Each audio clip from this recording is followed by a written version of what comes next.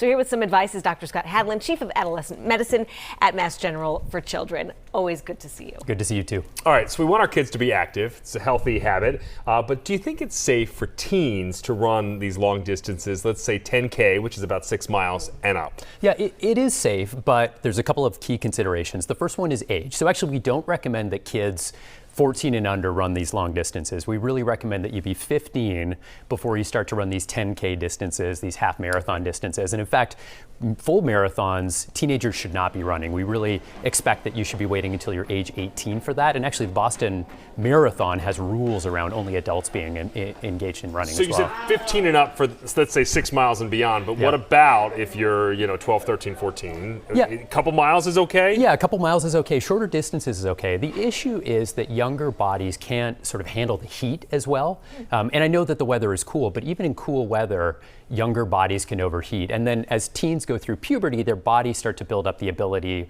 because their hearts develop, their lungs develop, their muscles develop, to be able to handle those longer distances. Interesting. So speaking of the teens then, who can kind of handle, say, a half marathon, what should they be doing race day to make sure that they're safe? Right. So the first thing is you don't want to jump into a race, right? So well before race day, and this is the second consideration, is that you want to make sure that you're well trained. Assuming that you are well trained, then common sense should prevail, right? Teens should do what adults do before a race. They should, the night before, have a well-balanced meal for dinner. They should get a good night's rest. They should wake up the next morning. They should have a little bit to eat so that there's carbohydrates in their tummy when they get out and hit the trail or hit the race course.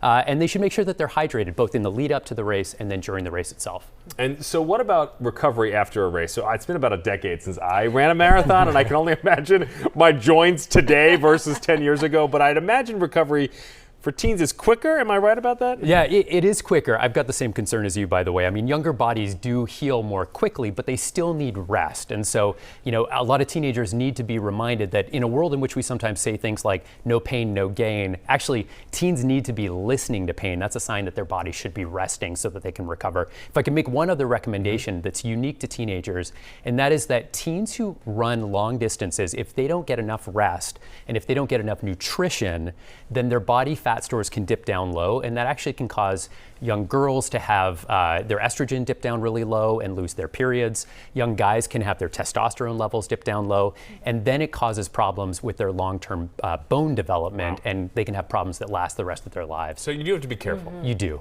Okay, good advice. Yeah.